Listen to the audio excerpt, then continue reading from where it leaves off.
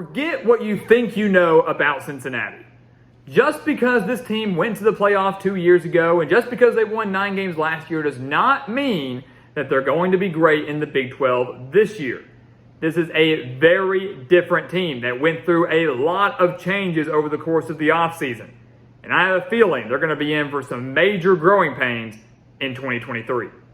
So welcome back to the Gridiron Expert, guys. We're so glad that you could join us today. As always, please continue to like, comment, subscribe, share our videos, and check out everything down in the description below, including our expert picks over on our website, thegridironexpert.com. Some of the best college football and NFL spread picks in the entire country for one of the lowest prices in the country, beating out over 80% of the national analysts and handicappers each of the last 5 years. Guaranteed winnings right in your pocket if you sign up today. Also, check out our Patreon account and become a member of our Patreon Wall of Fame. Exclusive content over there that you won't get anywhere else. Exclusive perks that you won't get anywhere else. Join our college football community and become a part of our GE Nation across the board and expand our GE Nation by sending us some of your team's gear to the address in the description as we try to expand our nation and expand our viewership from coast to coast.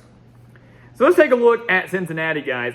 Look, again, forget what you know about Cincinnati. They've kind of become the darling of college football over the last few years. Great Peach Bowl appearance in 2020. College football playoff appearance as the first group of 5 team to do so in 2021. 9-win season last year where had they defeated Tulane in the season finale, they may have gone back to another New Year's Six bowl game. Who knows? And now all of a sudden we're expected to believe that Cincinnati is going to come in and immediately contend in the Big 12. It's not going to happen. It's just not. Too many things have gone wrong over the last offseason. Luke Fickell left, went to Wisconsin. Scott Satterfield, surprisingly, left Louisville to come coach the Bearcats. Interesting move. He's done well at his other stop. Appalachian State was mediocre at Louisville. Might not immediately contend at Cincinnati in year one, especially when you realize the talent that they don't really have. 3 starters are back offensively for Cincinnati. Ben Bryant, their quarterback last year, gone to Northwestern. So they're going to rely more heavily on the unproven Emory Jones, who over the course of his career has thrown for over 4,800 yards and rushed for over 1,300 yards in 2 stops at Florida and Arizona State, but has kind of been wildly inconsistent during his collegiate career. Corey Kiner is back at running back. That's one perk they do have going for them. But Cincinnati loses their top 8 pass catchers from last year. Top 8! That's ridiculous. It's unheard of. The offensive line only has 20 combined starts. The offensive line that allowed 38 sacks last year.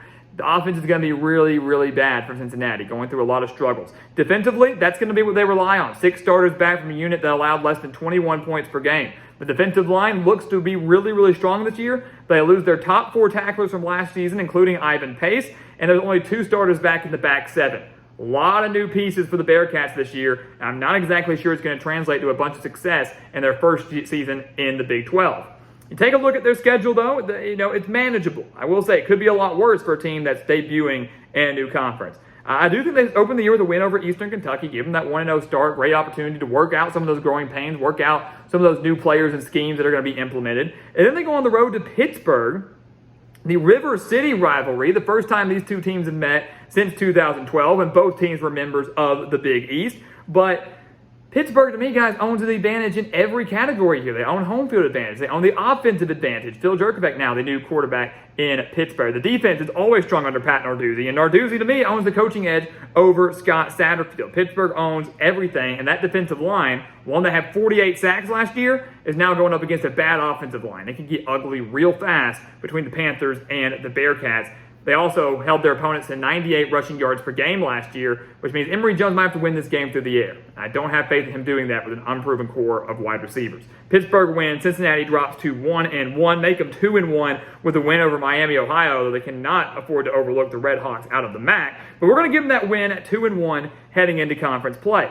The Bearcats do get the benefit of opening their first ever Big 12 game at home against Oklahoma. So talk about a great start, right? Cincinnati, who again has been great the last few years, has that big name brand facing off against another big name brand in Oklahoma at home. The atmosphere is going to be electric. It's going to be exciting. The emotion is going to be there as Cincinnati tries to capture their first ever Big 12 conference victory.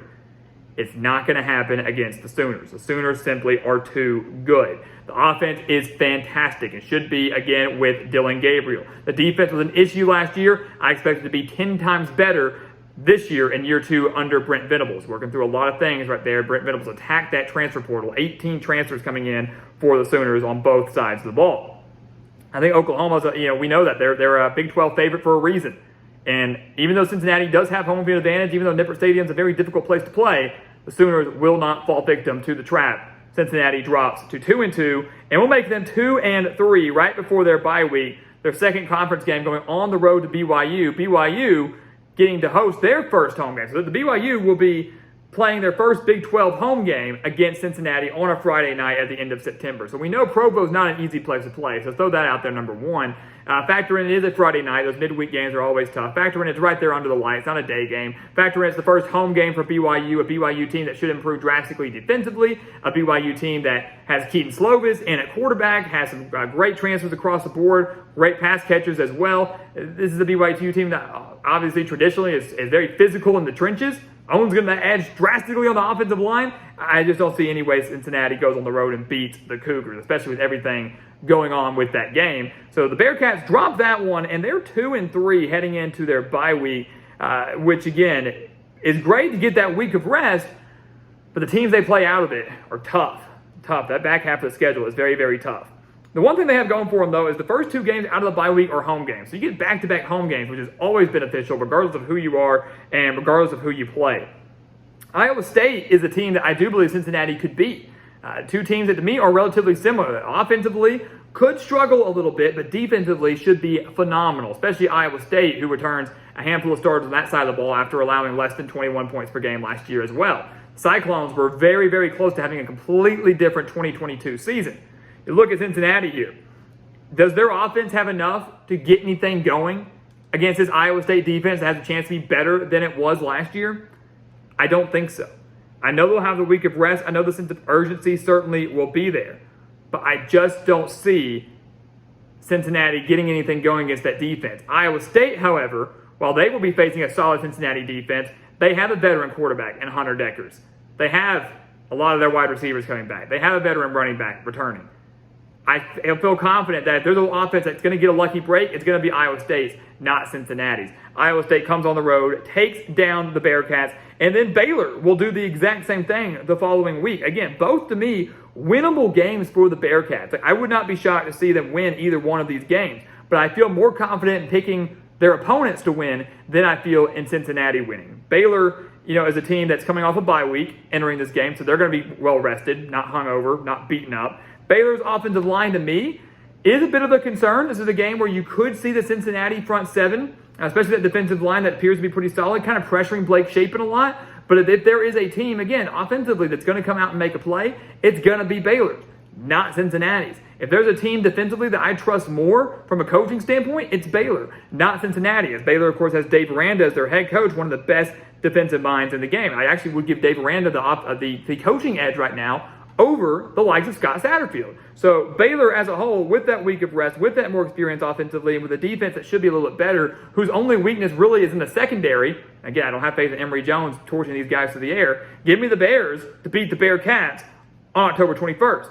Cincinnati now on a 4-game losing streak, and we'll go ahead and make it 5. It doesn't get any easier as they travel to Stillwater to take on Oklahoma State.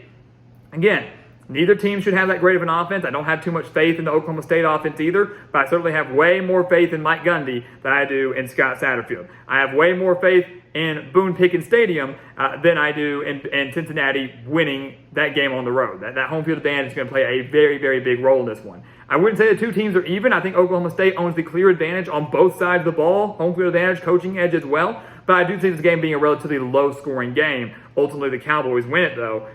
And Cincinnati, guys, is struggling. There's 2-3 going into their bye week. They now lost 3 straight games. They're 2-6, which means they literally have to win out in the month of November, win all games in the month of November to go bowling. Now, that's not out of the realm of possibility. You look at who they play. UCF at home, Houston, West Virginia, Kansas, all teams that could be in the bottom half of the Big 12. 14 teams, all these teams in the standings could finish 8th or below. It's not impossible for Cincinnati to go on a tear. And I do believe that they will beat UCF and keep those bowl hopes alive. They face UCF at home. They're familiar with each other. I mean, UCF and Cincinnati have kind of been the top of the best in the American Conference over these last few years. It's kind of become a bit of an intense rivalry. Cincinnati actually has won 3 of the last 4 against the Knights, but actually lost last year 25-21 on the road. I talk about Cincinnati's defense a lot. I think that's going to be one of those seasons where the defense does their job and does relatively well, but then the offense goes out there and consistently goes 3 and out, can't move the ball, and the defense eventually gets worn down. Defense does everything they can, but gets worn down. I think you kind of see something different here. Cincinnati, despite the new coaching staff and everything and the new players, is slightly familiar with UCF. They're going to recognize a sense of urgency. They've got to start going on a tear. They need a conference victory. They're going to get it over the Knights. I feel very confident in that. Nippert Stadium, not an easy place to play. UCF doesn't have too much luck there traditionally, and I do think the defense shuts down John Rice Plumlee and this Gus Malzahn offense, and Cincinnati gets their first Big 12 conference victory on November 4th. They've lost 3, 4, 5 games, 0-5. They finally get that first conference victory, and they keep those bowl hopes alive at 3-6.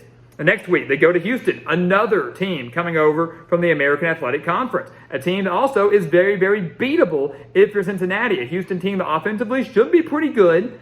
Donovan Smith coming in from Texas Tech, Tony Mathis transferring in from West Virginia at the running back position, but the defense for Houston, not very good. But once again, what is Houston's biggest weakness defensively? It's their secondary. So really what this comes down to is if Emory Jones comes out and exceeds expectations, Cincinnati might not be half the bad. They might be able to attack Baylor's secondary. They might be able to attack Houston's secondary. Maybe win a couple games that we mentioned here that we have pegged as losses. But right now, I don't have faith in him doing that. And with Houston having home field advantage, I like the Cougars to get the job done. Cincinnati drops that game to the Cougars. They're now eliminated from bowl contention. That small hope is now gone. The last 2 games at West Virginia and Kansas, I'll go ahead and mark both of the loss as well. I think the morale around the Cincinnati team is lost. They really have nothing left to play for at this point. There's no hope for the postseason. They only have 1 conference victory. The morale is low. They go on the road to West Virginia, a very long, far road game on Senior Day in Morgantown as well, which I just don't see the Mountaineers, who I don't have much expectations for. Don't see them losing in their final home game of the year. And then Kansas, a Kansas team that is going to have a lot more to play for than Cincinnati, whether that is fighting to clinch bowl eligibility in that season finale, whether it's to improve their bowl berth, whatever it may be. Kansas will have 10 times more to play for in theory than Cincinnati will. Yes, it's a Senior Day for the Bearcats, but that Kansas offense is way too good. One of those things, again, where the defense is going to do everything they can, but if the offense can't step up, that Kansas offense will eventually wear down the Cincinnati defense because the Jayhawks are going to be one of the better offenses in the entire conference this year. So with that, guys, we do have Cincinnati, shockingly, going 3-9 in 2023, and many will be quick to judge that. Many will be quick to disagree with that. But this is a team with a lot of questions they don't really have answered. It's a new coach. They don't have a whole lot of experience. They don't have a whole lot of depth. It's a concern for Cincinnati this year. It's a growing stage. It's a rebuilding year. What else would you expect with all of these major changes? New coach, new players, new schemes, new conference. It's a rebuilding year. Cincinnati's just getting their feet wet into the Big 12. They're going to go through a rough patch, but I do believe that in time, Scott Satterfield will build this team up. Cincinnati hired him. Why? He's a program builder. He's not an immediate successor. He's a program builder. He will get the Bearcats there in time, but 2023 will certainly be a season to forget.